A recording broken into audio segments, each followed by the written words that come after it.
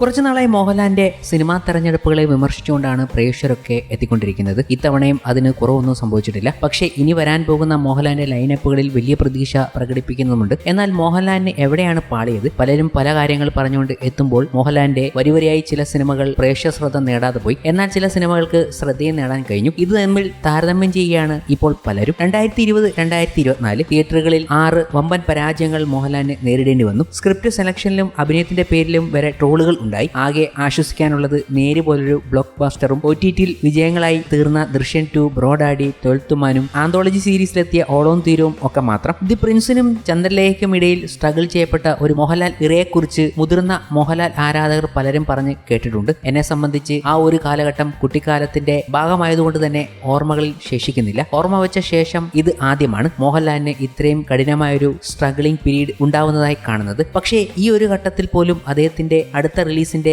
ആദ്യ ദിനവും പ്രതീക്ഷയോടെ തിയേറ്ററിൽ എത്താൻ കാത്തിരിക്കുന്ന ഒരു വലിയ ജനക്കൂട്ടം ഇവിടെ ഉണ്ട് എന്നതാണ്. മോഹൻലാൽ എന്നത് വെറുമൊരു വ്യക്തിയല്ല, വലിയൊരു വികാരമാണ് എന്നത് ബോധ്യപ്പെടുത്തുന്നത്. ഒരുപക്ഷെ ഈ വൈകിയ വേളയിൽ അദ്ദേഹം അത് തിരിച്ചറിഞ്ഞു എന്നതുകൊണ്ടാകാം തരുൺ മൂർത്തിയും ആവേശം ഡയറക്ടർ ജിത്തു മാധവനും അമൽ നീരദ് ബ്ലസ്സിയൊക്കെ ആ അപ്കമിംഗ് ലൈനപ്പിലേക്ക് വന്നു കയറിയത്. ഇന്നോളം കണ്ട സിനിമ കാഴ്ചകളിലും നിങ്ങളെ അല്ലാതെ മറ്റൊരു നടനെയും ഞാൻ ആരാധിച്ചിട്ടില്ല എന്ന് ഏതോ ഒരു മോഹൻലാൽ ഫാൻ ബോയുടെ പ്രൊഫൈൽ ബയോ ആയി കണ്ട വാചകമായി ഞാൻ ഓർക്കുന്നു. എന്റെ കാര്യത്തിലും സ്ഥിതി മറിച്ചല്ല. തിരശീലയിൽ മാറി മാറി വരുന്ന ഓരോ ഫ്രെയിമിലും നിങ്ങളോളം വലിയൊരു നടനെ ഞാനും കണ്ടിട്ടില്ല. തിരിച്ചു വരും, വരാതെ എവിടെ പോകാൻ. മലയാളത്തിന്റെ മോഹൻലാൽ എന്ന് പറഞ്ഞാണ് പ്രേക്ഷകർ സോഷ്യൽ മീഡിയയിൽ എത്തിയിരിക്കുന്നത്. ഈ തിരിച്ചുവരവ് മോഹൻലാലിന്റേതായി പലപ്പോഴും കണ്ടിട്ടുണ്ട്. ആ തിരിച്ചുവരവ് ഒരു ഒന്നൊന്നര തിരിച്ചുവരവ് തന്നെ ആയിരിക്കും എന്നതിൽ യാതൊരു സംശയവും ഇല്ല എന്നതാണ് പലപ്പോഴും മോഹൻലാലിന്റെ വമ്പൻ പരാജയങ്ങൾക്ക് ശേഷം അദ്ദേഹം ഒരു തിരിച്ചുവരവ് നടത്തുന്നത്. എന്നാൽ മോഹൻലാലിന് ഈ അടുത്തിടയ്ക്ക് എന്താണ് പറ്റിയത്? കോവിഡിന് ശേഷം വലിയ രീതിയിലുള്ള പ്രശ്നങ്ങൾ നേരിടേണ്ടി വന്നു. പക്ഷേ അതിനിടയ്ക്കും ഗംഭീര പടങ്ങൾ ഉണ്ടായിരുന്നു എന്നതാണ് നമ്മൾ നോക്കേണ്ടത്. അതൊക്കെ തിയേറ്ററിൽ ഇറങ്ങിയിരുന്നെങ്കിൽ ഈ ഒരു പ്രശ്നം മോഹൻലാലിന് നേരിടേണ്ടി വരത്തില്ലായിരുന്നു. അതാണ് മോഹൻലാലിന്റെ തെരഞ്ഞെടുപ്പുകളിലും പ്രൊഡ്യൂസേഴ്സും സംവിധായകരും ഒക്കെ കാണിച്ച രീതിയിലും വലിയ ഒരു ഇമ്പാക്ട് മോഹൻലാലിന്റെ കരിയറിൽ സംഭവിച്ചത്. മോഹൻലാൽ സിനിമകളുടെ വിജയ പരാജയങ്ങൾക്ക് പിന്നിൽ കാരണങ്ങൾ പരിശോധിച്ചാൽ അതെല്ലാം വ്യക്തവുമാകും. മോഹൻലാലിൽ നിന്നും നിലവിലെ സിനിമകളിൽ നിന്നും പ്രേക്ഷകർ എന്താണ് പ്രതീക്ഷിക്കുന്നതെന്ന് മനസ്സിലാക്കാൻ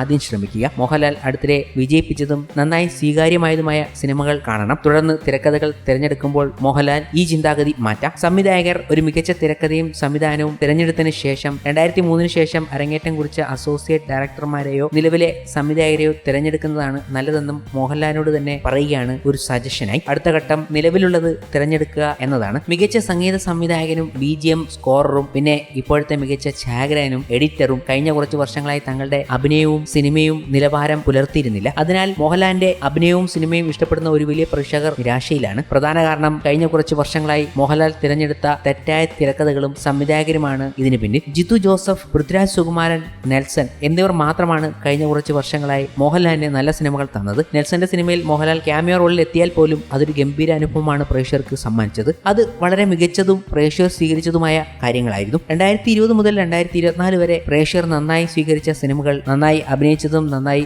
നിർമ്മിച്ചതുമായ സിനിമകൾ ഇവയൊക്കെയാണ്. 1 ദൃശ്യം 2, 2 ട്വൽത്ത് മാൻ, 3 ബ്രോഡാഡി, 4 നേര്, 5 ജയിലർ എന്ന ചിത്രത്തിലെ ക്യാമിയോ വേഷവും. മോഹൻലാൽ നന്നായി അഭിനയിച്ചു, പക്ഷേ ചിത്രത്തിന് പോരായ്മകളുണ്ട്. അതിനാൽ നെഗറ്റീവ് പ്രതികരണങ്ങൾ ലഭിച്ചു. അതായിരുന്നു മലൈക്കോട്ടെ ബാലുമൻ എന്ന ചിത്രം. കൂടാതെ ഇതിൽ തന്നെ പാഴായ സിനിമകളുണ്ട്. അതിലെ അഭിനയത്തിലും സിനിമയുടെ തിരഞ്ഞെടുപ്പുകളിലും എല്ലാം പാളിപ്പോയി. 1 ബിഗ് ബ്രദർ, 2 ആറാട്ട്, 3 എലോൺ, 4 മോൺസ്റ്റർ, 5 മരയ്ക്ക. ഇതിൽ തന്നെ എലോണും മോൺസ്റ്ററും കോവിഡ് ലോക്ക്ഡൌൺ ബാധിച്ച സിനിമാ പ്രവർത്തകരെ സഹായിക്കാൻ നിർമ്മിച്ചതാണ് എന്നുകൂടി ഓർക്കണം. അതുകൊണ്ട് ആ തിരഞ്ഞെടുപ്പിൽ വലിയ പ്രശ്നമില്ല എന്ന് തന്നെ പറയാം. അന്ന് പലയിടത്തും പ്രശ്നമുണ്ടായപ്പോൾ മോഹൻലാലാണ് എല്ലാത്തിനും മുൻകൈയെടുത്ത് ഇറങ്ങിത്തിരിച്ചത്. ഇങ്ങനെ ചില തിരഞ്ഞെടുപ്പുകളുടെ പാളിച്ചകൾ സംഭവിച്ചത് മോഹൻലാലിന്റെ കരിയറിന് തന്നെ വലിയ രീതിയിലുള്ള തിരിച്ചടി സംഭവിച്ചു. ഇതാണ് പ്രേക്ഷകരുടെ വാക്കുകൾ. എന്നാൽ മോഹൻലാലിന് തിരിച്ചു വരാൻ പെട്ടെന്ന് തന്നെ സാധിക്കും. അദ്ദേഹത്തിന്റെ തിരഞ്ഞെടുപ്പുകൾ ഇനിയാണ് മാറിമറിയാൻ പോകുന്നത്. അങ്ങനെ ചില തിരഞ്ഞെടുപ്പുകളിലേക്ക് മോഹൻലാൽ എത്തിയിട്ടുണ്ട്. അതിനി നമ്മൾ കാണാൻ കിടക്കുന്നതേ ഉള്ളൂ.